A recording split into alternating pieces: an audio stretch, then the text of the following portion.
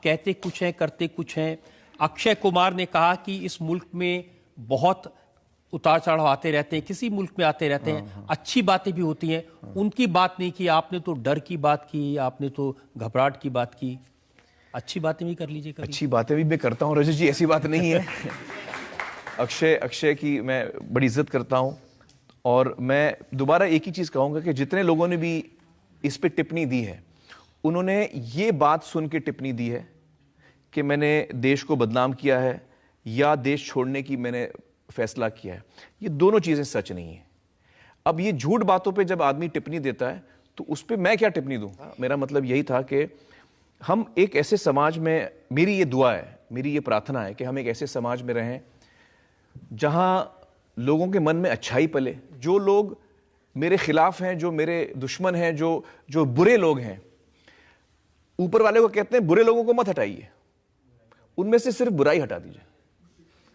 तो मेरे मन में एग्जैक्टली ये इमोशन है कि हम ऊपर वाले से ये प्रार्थना करें कि हमारा देश जो है वो खुशहाल रहे, पूरी धरती खुशहाल रहे और अमन रहे, पीस रहे। जमहूरियत तो आज गुलाम बन के रह गई है। आज कहा जाता है जमहूरी जमहूरी मुल्क, जमहूरी मुल्क, लेकिन ये सच है, ये सच है, ये सच है कि आज भी हमारे मुल्क हिंदुस्तान के अंदर जमहूरियत जिंदा है। हमें इतनी बात भी जो हम बोल रहे हैं, बोलने की पूरी आजादी है हमें। मेरे प्यारे साथियों, ये अलग बात है कि कुछ लोग इस जमहूरियत को अपना गुलाम बनाना चाह रहे हैं और अपने पैरों से रोनना चाह रहे हैं, लेकिन असल जमहूरियत वो थी, हजरत उमर फारूक ने उस बच्चे को भी इंसाफ दिलाया और उसके बाप के गाल पर भी थप्पड़। कुरान कहता है इस कुर्सी पर बैठने के बावजूद भी आप अपने दुश्मन के साथ बेइंसाफी नहीं कर सकते। ये इंसानियत का वो सबक है जिस सबक को पढ़कर कभी महात्मा गांधी ने कहा था कि अगर उमर फारूक का अदल और इंसाफ, न्याय और अदल अगर भारत में कायम कर दिया जाए तो इस देश के अंदर खून खराबा नहीं होगा, अमन और शांति की गंगा बहेगी, अमन और सुकून हर तरफ होगा। ये सत्य और अहिंसा के अंदर महात्मा गांधी के शब्द हैं, जिन्होंने उमर का नाम लेकर कहा था इस देश के अंदर अगर उमर का अदल, उमर का इंसाफ कायम कर दिया जाए तो।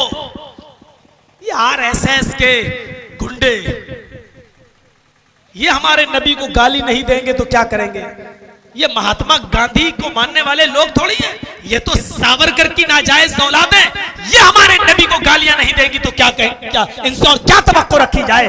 वरना महात्मा गांधी की तरह खुली सहनियत से अगर इस्लाम की स्टडी की जाती तो वो मोहम्मद रसूलुल्लाह की तारीफ करते हुए नजर आते हैं, उमर फारूक की तारीफ करते हुए नजर आते हैं, और ये कहते हुए नजर आते हैं कि अगर हिंदुस्तान में, भारत में उमर फारूक का आदल, न्याय कायम कर दो तो देश में अमन और शांति की गंगा बहने लगे।